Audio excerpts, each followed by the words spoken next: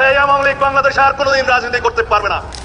আওয়ামী লীগ কি বাংলাদেশের রাজনীতিতে আর কখনো ফিরতে পারবে না? হাসিনা যখন ভারত থেকে বার্তা দিচ্ছেন শীঘ্রই বাংলাদেশে ফিরবেন, তখন বিএনপি সরকারের কড়া অবস্থান। বাংলাদেশের স্বরাষ্ট্রমন্ত্রী স্পষ্ট করে দিয়েছেন আওয়ামী লীগ কোনো দিনও বাংলাদেশের রাজনীতি করতে পারবে না। একদিন আগেই বাংলাদেশের স্বরাষ্ট্রমন্ত্রী তিনি বলেছেন যে আওয়ামী লীগ বাংলাদেশে আর কখনো রাজনীতি করতে পারবে না এবং দল হিসেবে তাদের বিচার করা হবে, এই বক্তব্য দিয়েছেন। স্বরাষ্ট্রমন্ত্রীর ওই বক্তব্যের দিনে একই দিনে প্রধানমন্ত্রী বলেছিলেন কোনো বিভেদ বিচ্ছেদ এগুলো নয়, সবাইকে নিয়ে কাজ করতে হবে। একই অনুষ্ঠানে দুইজনের দুই রকমের বক্তব্য আমাদেরকে কনফিউজ করেছিল। কিন্তু আজকে যখন আন্তর্জাতিক অপরাধ ট্রাইব্যুনালের চিফ প্রসিকিউটর বলছেন আওয়ামী লীগের বিচার আওয়ামী লীগের করা আইনেই হবে এবং সেই প্রস্তুতি চূড়ান্ত এবং আওয়ামী লীগের বিরুদ্ধে বহু অভিযোগ আদালত এরই মাঝে আমলে নিচ্ছে, এরকম ব্যাপারগুলো সামনে যখন এনেছেন তখন আমরা কি বলতে পারি যে আওয়ামী লীগ নিজের করা আইনেই নিজেরাই ফেঁসে যাচ্ছে? প্রিয় গোপালগঞ্জের ভাই এবং বোনেরা, জুলাই জঙ্গিরা কিন্তু মুখে বলে নাই ওরা গোপালগঞ্জ যাবে কি যাবে না, তালিকায় নাম রাখে নাই। সর্বাত্মক প্রস্তুতি কিন্তু ভিতরে নিয়ে রাখতে হবে।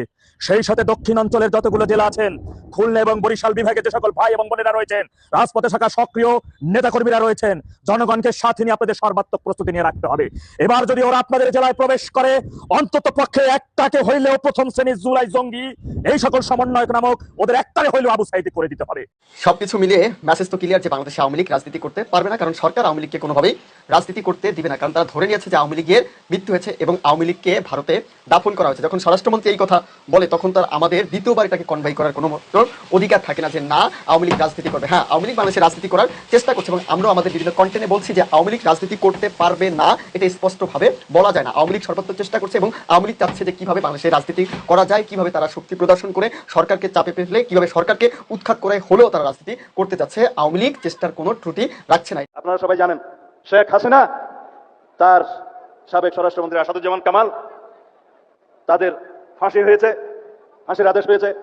তৎকালীন আইজিপি মামুন রাজসাক্ষী হওয়ার কারণে তার সাজা কম হয়েছে, তবে সাজা হয়েছে। আওয়ামী লীগ ফিরে আসার সম্ভাবনা আওয়ামী লীগ তো আছেই। আপনার আমার ডানে বামে আওয়ামী লীগ আছে, যেদিকে তাকাবো সেখানে আওয়ামী লীগ আছে। সর্বত্র আওয়ামী লীগ বিরাজমান। আওয়ামী লীগ ফিরে আসার কিছু নাই। বলতে পারেন আওয়ামী লীগ ঘুরে দাঁড়াইছে কিনা। আজকে আওয়ামী লীগ যথেষ্ট একটা ধৈর্যের পরিচয় দিয়ে অপেক্ষায় আছে। প্রথমেই যে ভিডিও ক্লিপগুলো দেখেছেন সেই ক্লিপগুলো দেখেই বুঝতে পেরেছেন আজকের ভিডিওটি কতটা গুরুত্বপূর্ণ হতে যাচ্ছে এবং কোন বিষয়ের দিকে ইঙ্গিত করছে। তাই আজকের ভিডিওটি দেখলে বাংলাদেশের রাজনৈতিক সর্বশেষ পরিস্থিতি সম্পর্কে খুবই গুরুত্বপূর্ণ কিছু তথ্য পেয়ে যাবেন। ধৈর্য ধরে সম্পূর্ণ ভিডিওটি দেখার অনুরোধ রইল। তার আগে ছোট করে একটি অনুরোধ, আপনারা যদি এই ধরনের রাজনৈতিক ভিডিওগুলো দেখতে পছন্দ করে থাকেন অবশ্যই চ্যানেলটি সাবস্ক্রাইব করে পরবর্তী ভিডিওটি সবার আগে পাওয়ার জন্য বেল আইকনটি অল করে দিবেন। চলুন দর্শক, কথা না বাড়িয়ে একটি লাইক দিয়ে একে একে সেই ভিডিওগুলো একদিন আগেই বাংলাদেশের স্বরাষ্ট্রমন্ত্রী তিনি বলেছেন যে আওয়ামী লীগ বাংলাদেশে আর কখনো রাজনীতি করতে পারবে না এবং দল হিসেবে তাদের বিচার করা হবে, এই বক্তব্য দিয়েছেন। স্বরাষ্ট্রমন্ত্রীর ওই বক্তব্যের দিনে একই দিনে প্রধানমন্ত্রী বলেছিলেন কোনো বিভেদ বিচ্ছেদ এগুলো নয়, সবাইকে নিয়ে কাজ করতে হবে।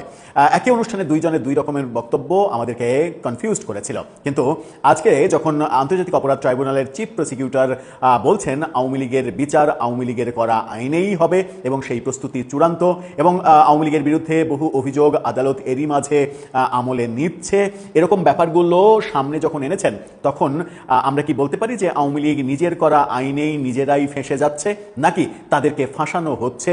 প্রফেসর ইউনূসীয় যুগে যে মেটিকুলাস ডিজাইনগুলো করা হয়েছিল সেগুলোর ধারাবাহিকতা এখনো আমরা দেখতে পাচ্ছি। যদি আওয়ামী লীগকে চিরতরে নিশ্চিহ্ন করে দেওয়া হয় তাতে কি রাজনীতিতে বিএনপির লাভ হবে নাকি ক্ষতি হবে? চলুন একটু আলোচনা করে বোঝার চেষ্টা করি চিফ প্রসিকিউটর কি বলছেন, পারিপার্শ্বিকতা কোন দিকে যাবে সেই বক্তব্যের পরিপ্রেক্ষিতে। থাকবেন পলিটিক্স টিভির নিয়মিত। বলছিলাম আওয়ামী লীগ সম্ভবত নিজের করা আইনে নিজেরাই ফেঁসে যাচ্ছে, এরকমটা চিফ প্রসিকিউটরের বক্তব্যে স্পষ্ট হয়েছে। যদিও সেই নিজের করা আইনের মধ্যে একটা বড় ব্যাপার 1973 সালে যে আন্তর্জাতিক অপরাধ ট্রাইব্যুনাল, সেই ট্রাইব্যুনাল 73 সালে আন্তর্জাতিক অপরাধ ট্রাইব্যুনাল তৈরি হয়েছিল মূলত 1971 সালের যুদ্ধাপরাধীদের বিচার করার জন্য, যেটা পরবর্তীতে 24 আগস্টে ডক্টর ইউনূস ক্ষমতায় এসে সেই আদালতে আওয়ামী লীগের নেতাদের বিচার প্রক্রিয়া শুরু করে এক ধরনের বিতর্কের জন্ম দিয়েছিলেন। চিফ প্রসিকিউটরের বক্তব্যেও সেই আইনকেই সামনে আনা হচ্ছে। তার মানে 73 সালে যে আইনটা করা হয়েছিল, ট্রাইব্যুনাল গঠন করা হয়েছিল যুদ্ধাপরাধীদের, 71 সালের যুদ্ধাপরাধীদের বিচার করার জন্য, সেই ট্রাইব্যুনাল কিংবা সেই আইনের ফাঁদেই আওয়ামী লীগকে ফেলা হচ্ছে বলে মনে হচ্ছে। কি বলছেন তিনি? আমাদের সময়ের এই শিরোনামটা দেখে নিন। বলা হচ্ছে আওয়ামী লীগের আইনেই দলটির বিচার হবে। চিফ প্রসিকিউটর চলুন একটু বিস্তারিত জানি। আন্তর্জাতিক অপরাধ ট্রাইব্যুনালের চিফ প্রসিকিউটর আমিনুল ইসলাম বলেছেন, টানা শাসনামলে দল হিসেবে নানা অপরাধ সংগঠন করেছে আওয়ামী লীগ। সুপিরিয়র রেসপন্সিবিলিটি দায় থেকে বহু কর্মকাণ্ড ঘটিয়েছে দলটির শীর্ষ নেতারা। হ্যাঁ, নেতারা তো দায়ী হতেই পারে, তাদের বিচার হতে পারে, কিন্তু দল কি বলছেন তিনি? আইন অনুযায়ী এসবের বিচারের ব্যবস্থা রয়েছে। এর মধ্যে আওয়ামী লীগই আন্তর্জাতিক অপরাধ ট্রাইব্যুনাল আইন 1973 ও সন্ত্রাস বিরোধী আইন 2009 প্রণয়ন করেছিল। আর এই দুটি আইনেই এ ধরনের অপরাধের বিচারের ব্যবস্থা রয়েছে। 1973 সালে আন্তর্জাতিক অপরাধ ট্রাইব্যুনাল, যেটা বঙ্গবন্ধুর সময় তৈরি করা হয়েছিল 71 সালের রাজাকার আলবদর আল শামস যুদ্ধাপরাধীদের বিচার করার জন্য, সেটার ফাঁদেই আওয়ামী লীগকে ফেলা হচ্ছে, এরকম ইঙ্গিত স্পষ্ট চিফ প্রসিকিউটরের। এই ইঙ্গিতটা দিয়ে তিনি বুদ্ধিমানের মতো কাজ করলেন, নাকি একটু ভুল হলো তার ইকুয়েশনে কিংবা তার বক্তব্যে? যে ট্রাইব্যুনাল 71 সালের আমাদের মহান মুক্তিযুদ্ধের বিরোধিতাকারী এবং যুদ্ধাপরাধ করেছিল যারা, তাদের জন্য, তাদের বিচারের জন্য তৈরি করা হয়েছিল, সেই আইনকে আপনি সেই দলের, মুক্তিযুদ্ধের মানে নেতৃত্ব দানকারী সেই দলের বিরুদ্ধে যখন ব্যবহার করতে চাইবেন, তখন কিন্তু অন্যরকম প্রশ্ন আসতে পারে। জানি না কি আসবে না আসবে, সেটা খুব সহজেই বোঝা যায় কি আসবে। নিজের কার্যালয়ে আজকে এই কথা বলেছেন 4 জুলাই একটি মানে স্মরণ সভায় দল হিসেবে আওয়ামী লীগের বিচারের কথা বলেছেন স্বরাষ্ট্রমন্ত্রী। বক্তব্যটি আপনারা যেমন শুনেছেন, আমিও তেমন শুনেছি। তবে বাংলাদেশ স্বাধীনতা অর্জনের পর 1973 সালে প্রথম আন্তর্জাতিক অপরাধ ট্রাইব্যুনাল প্রণয়ন করেছিল তৎকালীন আওয়ামী লীগ সরকার। পরে সরকারে এসে 2010 সালে একই আইনে আন্তর্জাতিক অপরাধ ট্রাইব্যুনাল গঠন করা হয়। এরপর মানবতা বিরোধী অপরাধের বিচার শুরু হয়। 2013 সালে এই আইন সংশোধন এনে অর্গানাইজেশন শব্দটি যোগ করে শেখ হাসিনা সরকার। এছাড়া 2009 সালে সন্ত্রাস বিরোধী আইন প্রণয়ন করে তারা। ওই আইনেই এক জায়গায় সত্তাকে ব্যক্তির সঙ্গে সঙ্গে সত্তাকেও সত্তার বিচারের ব্যবস্থা করা হয়। চিফ প্রসিকিউটর বলেন, 2024 সালের 1 আগস্ট সন্ত্রাস বিরোধী আইন 2009-এর 18 ধারা ব্যবহার করে বাংলাদেশ জামাত ইসলামকে নিষিদ্ধ করেছিল আওয়ামী লীগ সরকার।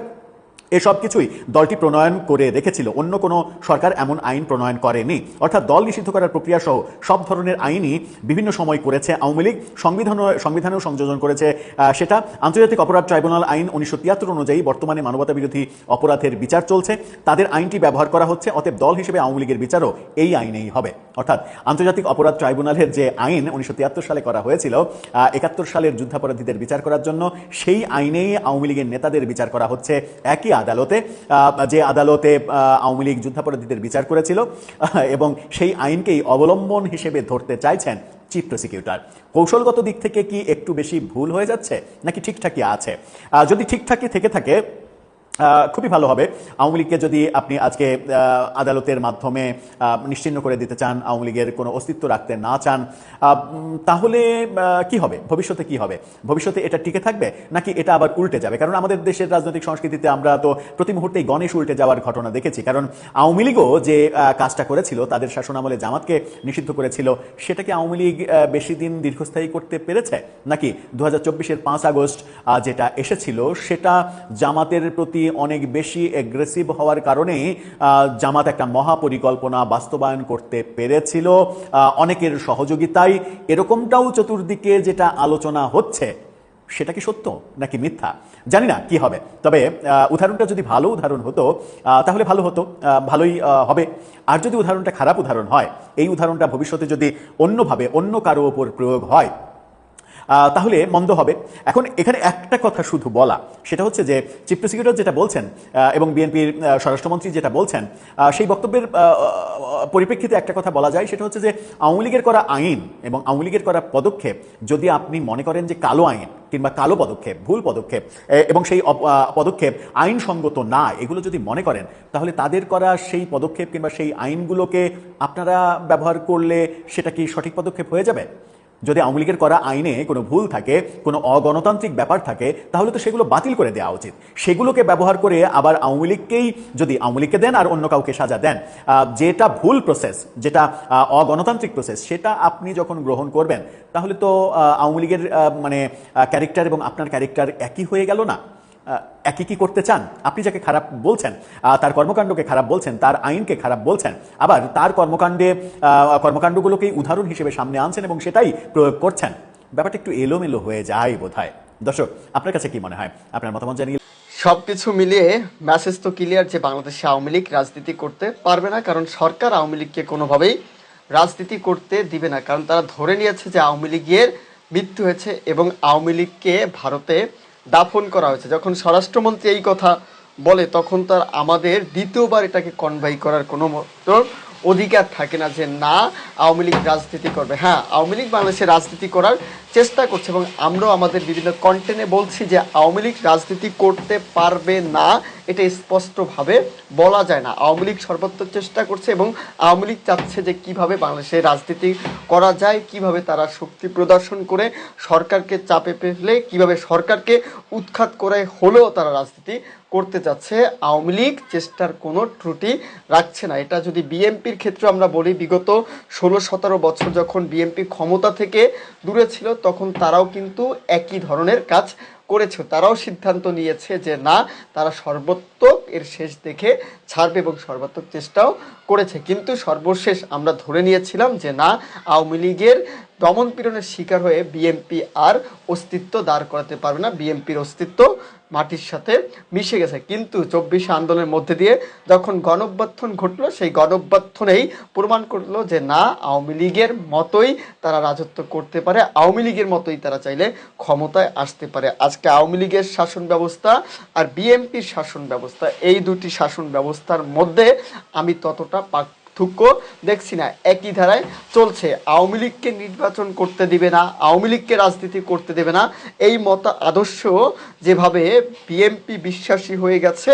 ঠিক সেই একই প্রক্রিয়ায় আওয়ামী লীগ যখন ক্ষমতায় ছিল তখনও তারা বিশ্বাসী হয়েছে যে আমরা থাকতে কোনোভাবে আওয়ামী লীগ বিএনপি বাংলাদেশের নির্বাচনে অংশগ্রহণ করতে পারবে না, তারা বড় ধরনের আন্দোলন করতে পারবে না। যদি আন্দোলন করতে আসে তাহলে তাদেরকে আমরা জামাত ইসলাম, ছাত্র শিবির, জিএমপি ট্যাগ দিয়ে তাদেরকে আমরা রুখে দিব। সেই একই প্রক্রিয়া এখন চলমান রয়েছে। বাংলাদেশে আওয়ামী লীগ যে নির্বাচনে অংশগ্রহণ করা দূরের কথা, বরঞ্চ বাংলাদেশে যে আওয়ামী লীগ রাজনীতিই করতে পারবে না এবং বাংলাদেশে আওয়ামী লীগের রাজনীতি যে শেষ করার পায়তারা নীল নকশা আটা হচ্ছে, সেটা স্পষ্ট আমাদের স্বরাষ্ট্রমন্ত্রীর কথা মতো। স্বরাষ্ট্রমন্ত্রী কি বলেছে চলেন আমরা একটু তার বয়ানটা শুনে আসি এবং তার বয়ান শোনার পরেই আমরা বুঝতে পারবো যে কতটা তিনি শক্তিশালী হয়েছেন এবং আওয়ামী লীগের ব্যাপারে তার অবস্থান কি, এবং সরকারের অবস্থার বাহিরে গিয়ে যিনি আইন শৃঙ্খলা রক্ষাকারী বাহিনীর সদস্য সব কিছু নিয়ন্ত্রণ করে, তিনি যেহেতু কথা বলছেন তার মানে সব কিছু তিনি জেনে শুনেই কথা বলছেন এবং তার কথাটা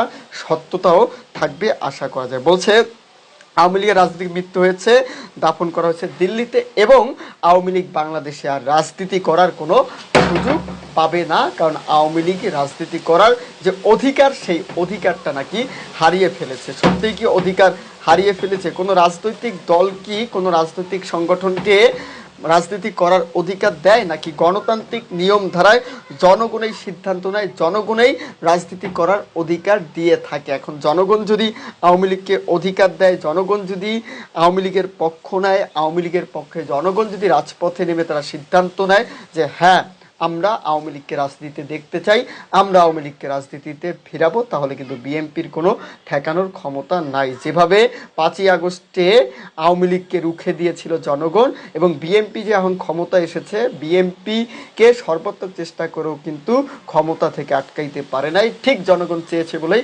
বিএনপি আজকে রাজত্ব করতেছে। তেমনই যদি জনগণ আওয়ামী লীগকে চায় তাহলে এই যে সালাউদ্দিন আহমেদের মতো ব্যক্তিবর্গ যারা রয়েছে, স্বরাষ্ট্রমন্ত্রীর দায়িত্ব পালন করছে, এই দায়িত্বশীল ব্যক্তিরা তখন কি করবে? যেভাবে কাদেররা বলেছিল কাদেরদের অস্তিত্ব কি, তাদেরও তো সেই একই পরিণতি হতে পারে। খবরটা বলছে স্বরাষ্ট্রমন্ত্রী সালাউদ্দিন আহমেদ বলেছেন 2024 সালে 5ই আগস্টে ছাত্র জনতার গণঅভ্যুত্থানের মধ্যে দিয়ে আওয়ামী লীগের রাজনৈতিক মৃত্যু হয়েছে। তিনি আরো বলেন সেই আওয়ামী লীগের দাফন হয়েছে দিল্লিতে এবং সন্ত্রাসী কর্মকাণ্ডের অভিযোগে রাজনৈতিক দল হিসেবে আওয়ামী লীগকে শীঘ্রই বিচারের আওতায় পর্যন্ত আনা হবে। যদি মনে করেন শীঘ্রই বিচারের আওতায় আনার পদক্ষেপ সরকার নিয়ে থাকে, তাহলে এখন যারা ঝটিকা মিছিল করছে, এখন যারা প্রতিবাদী হয়ে উঠছে, আওয়ামী লীগকে যারা এখন রাজনীতিতে ফিরাতে চাচ্ছে, তাদের টোটালি ফেরানোটা ব্যর্থ হবে। কারণ সর্বত্র দমন পীড়নের চেষ্টা করবে, জনগণ চাইলেও কথা বলতে পারবে না, তখন তো আওয়ামী লীগ নিয়ে কথা বলাই রিস্ক হয়ে যাবে, কারণ আওয়ামী লীগ তখন বিচারাধীন থাকবে এবং আওয়ামী লীগের পক্ষে যাওয়ার কথা তারাও তো বিচারের সম্মুখীন হবে না। আগামীতে আওয়ামী লীগের জন্য তাহলে কি অপেক্ষা করছে এবং আওয়ামী লীগের যে হত্যাকাণ্ড, আওয়ামী লীগের দমন পীড়ন, আওয়ামী লীগের গুমকাণ্ড, আওয়ামী লীগের প্রত্যেকটা কর্মকাণ্ডের হিসাব হবে বলে এবং ধৈর্য ধারণের কথাও বলেছেন এবং সবাইকে ঐক্যবদ্ধ থেকে তারপরে এই বিচার কার্যক্রম সম্পূর্ণ হবে বলেও কিন্তু স্বরাষ্ট্রমন্ত্রীর পক্ষ থেকে আশ্বস্ত করা হয়েছে। আওয়ামী লীগের রাজনীতি কি এখন আমরা বলতে পারি যে আনুষ্ঠানিকভাবে সরকার শেষ করার দিকেই যাচ্ছে। আর যারা বলছে যে আওয়ামী লীগের সাথে তাদের একটা কলাপ হয়েছে, আওয়ামী লীগের সাথে রাজনৈতিক সমঝোতা হয়েছে, শেখ হাসিনা রাজপথে আসবে, রাজপথ হাসবে, তিনি আবার ক্ষমতা নেবে, আদতে কি ক্ষমতা নেওয়া সহজ হবে? আর বিএনপি কি সেই সুযোগটা দিবে? সালাউদ্দিন আহমেদের কথা এবং আওয়ামী লীগকে বিচারের আওতায় আনা এবং দল হিসাবে রাজনীতি করতে না দেওয়ার যে ঘোষণা, এই ঘোষণাটাই তো প্রমাণ করছে যে তারা শীঘ্রই ব্যান হওয়ার পরেও যে বড় ধরনের কার্যক্রম, সেটা হচ্ছে আওয়ামী লীগের কার্যক্রম এবং আওয়ামী লীগের যে ঝটিকা মিছিল টিছিল আছে প্রতিবাদে, সেগুলোকে রুখে দিবে এবং সেই রুখে দেওয়া শুরু হলেই দমন পীড়ন আওয়ামী লীগকে সাইজ করে ফেলবে। ভালো থাকবেন, সুস্থ থাকবেন, শুভকামনা। প্রিয় গোপালগঞ্জের ভাই এবং বোনেরা, জুলাই জঙ্গিরা কিন্তু মুখে বলে নাই ওরা গোপালগঞ্জ যাবে কি যাবে না, তালিকায় নাম রাখে নাই। সর্বাত্মক প্রস্তুতি কিন্তু ভিতরে ভিতরে নিয়ে রাখতে হবে। সেই সাথে দক্ষিণ অঞ্চলের যতগুলো জেলা আছেন, খুলনা এবং বরিশাল বিভাগে যে সকল ভাই এবং বোনেরা রয়েছেন, রাজপথে থাকা সক্রিয় নেতাকর্মীরা রয়েছেন, জনগণকে সাথে নিয়ে আপনাদের সর্বাত্মক প্রস্তুতি নিয়ে রাখতে হবে। এবার যদি ওরা আপনাদের জেলায় প্রবেশ করে, অন্তত পক্ষে একটাকে হইলেও প্রথম শ্রেণীর জুলাই জঙ্গি এই সকল সমন্বয়ক নামক ওদের একটারে হইলেও আবু সাইদ করে দিতে হবে। আপনারা জানেন 25 সালে সেনাবাহিনীর ভিতরে থাকা বিহারির বাচ্চারা গোপালগঞ্জে গিয়ে গণহত্যা চালিয়েছিল, অথচ যাদেরকে ওরা ওদের ট্যাঙ্ক সাজোয়া যানের মধ্যে ঢুকিয়ে আশ্রয় দিয়ে ঢাকায় পৌঁছে দিয়েছিল, ওরা গোপালগঞ্জের মাটিতে দাঁড়াই এই বাংলাদেশের মহান স্থপতি স্বাধীনতার ঘোষক নিয়ে এবং তার কন্যা জননেত্রী শেখ হাসিনাকে নিয়ে অপমানজনক মন্তব্য করেছিল, তার মাজার নিয়ে অপমানজনক কথা বলেছিল, আর তাদেরকে আশ্রয় দিয়েছে আজকের এই সেনাবাহিনী। মনে রাখবেন, সেনাবাহিনীর সদস্য দেখলেই স্বাধীনতার প্রতীক হিসেবে ধরে নেওয়া যাবে না, সেনাবাহিনীর সদস্য দেখলেই বাংলাদেশের সার্বভৌমত্বের প্রতীক হিসেবে ধরে নেওয়া যাবে না। এই সেনাপ্রধান নিজে একটা বিহারির বাচ্চা, এই রাজাকারের বাচ্চা, রাজাকারটা যতদিন পর্যন্ত সেনাবাহিনীর মধ্যে আছে, আর অনেক সেনাবাহিনী ওর মতো রাজাকারের বাচ্চা আছে। যে সেনাবাহিনী, যে সরকার গু আজমের মতন কুখ্যাত দেশ বিরোধী স্বাধীনতা বিরোধী বাচ্চাকে দুইটা পুরস্কারে ভূষিত করে, তাকে জেনারেল পদোন্নতি নিয়ে 1 কোটি টাকা দেয়, আর সুযোগ সুবিধাগুলো তাকে দিয়ে দেওয়া হয়, এই সেনাবাহিনীকে তাদেরকে বলতে চাই, এই টাকা কি ওদের বাপদাদার জমিদারি টাকা না, এটা জনগণের ভ্যাট ট্যাক্সের টাকা। এর বিচার একদিন হবে জনতার কাঠগড়ায়। আপনাদের কিন্তু সর্বাত্মক প্রস্তুতি নিয়ে রাখতে হবে। এবার যদি সেনাবাহিনীর কোন সদস্য এই সকল জুলাই জঙ্গিদেরকে সিকিউরিটি দেওয়ার জন্য সাধারণ মানুষের উপরে একটা গুলি চালায়, সারা বাংলাদেশ ধাউ ধাউ করে জ্বলবে, সারা ক্যান্টনমেন্টে ধাউ ধাউ করে জ্বলবে। বিহারির বাচ্চা যেখানে আছে না কেন, কোন বিহারির বাচ্চাকে আমরা ছাড় দেব না ইনশাআল্লাহ। পুলিশ হোক আর সেনাবাহিনী হোক, আর যদি ওরা এই স্বাধীনতা বিরোধী এই জামাতি পাকিস্তানি জুলাই জঙ্গিদের পক্ষ নিয়ে নিরীহ সাধারণ মানুষের উপরে গুলি চালায়, তার পরিণাম হবে অত্যন্ত ভয়াবহ। সে যত বড় ক্ষমতাধর ব্যক্তি হোক না কেন, তার পরিচয় জনতার আদালতে একটাই, ও বিহারির বাচ্চা, ও স্বাধীনতা বিরোধী দেশ ধ্বংসকারী জুলাই জঙ্গিদেরকে সিকিউরিটি দিচ্ছে, তাদের আশ্রয় প্রশ্রয় দিয়ে বাংলাদেশকে ধ্বংস করছে। সুতরাং তার বিচার অনিবার্য হতে হবে। মহান মুক্তিযুদ্ধের মাধ্যমে বাংলাদেশে যে সেনাবাহিনী তৈরি হয়েছে, সেই সেনাবাহিনী 24-এর 5 আগস্ট কলঙ্কিত হয়েছে। এই সেনাবাহিনী আপনারা দেখেছেন, দেশবাসী দেখেছে, এই সেনাবাহিনীর মধ্যে একদল হায়নার দল, একদল বিহারির বাচ্চার দল, তারা বাংলাদেশের মহান স্থপতি বঙ্গবন্ধু শেখ মুজিবুর রহমানের ভাস্কর্য কিভাবে ভেঙেছে। আপনারা দেখেছেন জননেত্রী শেখ হাসিনার ছবি কিভাবে অসম্মান ভাবে তাদেরকে দেয়াল থেকে ফেলে ভেঙেছে, পারিয়েছে, আপনারা এই দেশবাসী দেখেছেন। সুতরাং সেনাবাহিনীর পোশাক দেখলেই আর কখনো স্বাধীনতার প্রতীক হিসেবে ধরে নেওয়া যাবে না।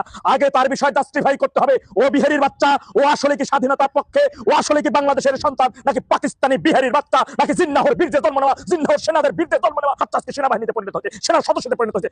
তার বিষয়ে সর্বাত্মক সোচ্চার থাকতে হবে। ক্যান্টনমেন্টে বাংলাদেশ পন্থী যারা রয়েছে, বাংলাদেশকে যারা ধারণ করে, সার্বভৌমত্বকে যারা ধারণ করে, ওই পবিত্র ইউনিফর্ম গায়ে ধারণের আগে পবিত্র কোরআন ছুঁয়ে যারা শপথ নিয়ে সেই শপথকে অক্ষুণ্ণ রেখে বাংলাদেশের পক্ষে, সার্বভৌমত্বের পক্ষে যারা কাজ করতেছে, তারাই ওই ক্যান্টনমেন্টে থাকবে। কোন বিহারির বাচ্চা সেনাবাহিনীর মধ্যে থাকতে পারবে না। গু আজমের মতন কুখ্যাত রাজাকার দেশ বিরোধীর বাচ্চাকে যারা জেনারেল পদোন্নতি দেয় এবং বাংলাদেশ বিরোধী আন্তর্জাতিক জঙ্গি ও সন্ত্রাসীদের সাথে আঘাত করে বাংলাদেশ ধ্বংসের জন্য যে কর্নেল হাসিফ নামক এই সন্ত্রাসী কর্মকাণ্ড অব্যাহত রাখে, তাদেরকে যে সেনাবাহিনী, যে সকল অফিসাররা পদোন্নতি দিয়েছে, যে সরকারের স্বাক্ষরিতে, যে সচিবের স্বাক্ষর তাদের পদোন্নতি হয়েছে, ওরা দেশ বিরোধী, ওরা বিহারির বাচ্চা, ওরা স্বাধীনতা বিরোধী, ওরা রাজাকারের বাচ্চা। ওদের বিচার জনতার আদালতে হবে। বাংলাদেশ পন্থী বাংলাদেশকে ধারণ করেন যে সকল সেনাবাহিনীগণেরা রয়েছেন, আপনাদের উদারত আহ্বান জানাবো, আপনাদের প্রস্তুতি নিতে হবে, প্রস্তুতি রাখতে হবে।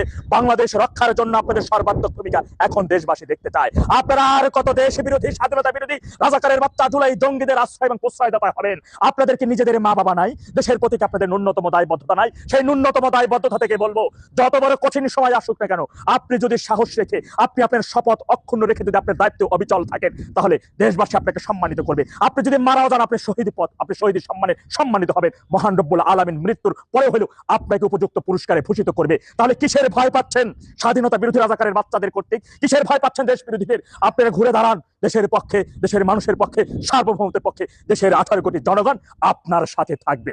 তাই দ্রুত সময়ের মধ্যে সেনাবাহিনীর মধ্যে ঘাপটি মেরে থাকা বিহারীর বাচ্চাদেরকে শনাক্ত করে চিহ্নিত করে তাদের বিরুদ্ধে রুখে দাঁড়ান। তা না হলে তাদেরকে আশ্রয় দেওয়ার জন্য কিন্তু দেশবাসী আপনার বিরুদ্ধে সোচ্চার হবে, প্রতিবাদ করবে। মনে রাখবেন 71 সালে বাংলাদেশে কোনো সেনাবাহিনী ছিল না।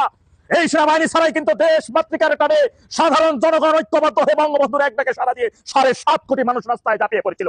30 লক্ষ মানুষ মৃত্যুবরণ করেছে, নিহতের ঘটনা ঘটেছে। তারপরে কিন্তু তারা তাদের দাবায় রাখা যায় নাই। ওই পাক সেনাদের জল কামান, উন্নত মানের অস্ত্র সমরাস্ত্রের সামনে দাঁড়িয়ে বুক চেতিয়ে যুদ্ধ করে বাংলাদেশ স্বাধীন করেছে আমাদের পূর্বপুরুষেরা। সুতরাং সেই দেশের জন্য, সার্বভৌমত্ব রক্ষার জন্য, পুনরুদ্ধারের জন্য আমরাও জীবন বাজি রেখে লড়াইতে নেমেছি। কেউ আমাদের দাবায় রাখতে পারবে না। ভাইরা আমার, দক্ষিণ অঞ্চলে ভাই সহ সারা দেশবাসী যারা রয়েছেন, এবারের সংগ্রাম হতে হবে শুধু মিছিল করে সীমাবদ্ধতার মধ্যে থাকবে না, গেরিলা কায়দায় মোকাবেলা করতে হবে। আবু সাইদ করে দিতে হবে সব জুলাই জঙ্গি, স্বাধীনতা বিরোধী রাজাকারের বার্তা, জুলাই সন্ত্রাসীদের, যে সকল সন্ত্রাসী এবং যে সকল রাজনৈতিক দলেরা ওদেরকে প্রশ্রয় দিবে, ওরাও সন্ত্রাসী হিসেবে পরিণত হবে। সুতরাং এখন থেকে মিশন শুরু করবেন আবু সাইদের মিশন। এখন থেকে মিশন হবে জঙ্গি সহ হাদি মিশন, এর বাইরে অন্য কোনো মিশন না। যে সকল দাবি আদায়ের জন্য আমরা রাজপথে মিছিল করছি, সংগ্রাম করে যাচ্ছি, সেই দাবি আদায় যত সময় পর্যন্ত না হবে, যত সময় পর্যন্ত দেশের 20 কোটি মানুষের মুক্তি না হবে, যত সময় পর্যন্ত স্বাধীনতা সার্বভৌমত্ব পুনরুদ্ধার না হবে, যত সময় পর্যন্ত একটা জুলাই জঙ্গি স্বাধীনতা বিরোধী রাজাকারের বাচ্চার সর্বশেষ শাবক বেঁচে থাকবে, তত সময় পর্যন্ত আন্দোলন অব্যাহত থাকবে। চোখে পানি নয়, আগুন থাকতে হবে। দুর্বার ভাবে মহাপ্রলয় ঘটানোর উদ্দেশ্যে আমাদের সামনের দিকে এগিয়ে চলতে হবে। কেউ আমাদের দাবায় রাখতে পারবে না, ইনশাআল্লাহ। জয় বাংলা, জয় বঙ্গবন্ধু, বাংলাদেশ চিরজীবী। এই ভিডিওগুলো দেখছিলেন, এ সম্পর্কে আপনাদের মতামত কমেন্টে লিখে পাঠাবেন। ভিডিও ভালো লাগলে চ্যানেলটি সাবস্ক্রাইব করে আমাদের সাথেই থাকতে পারেন। এতক্ষণ সাথে থাকার জন্য ধন্যবাদ।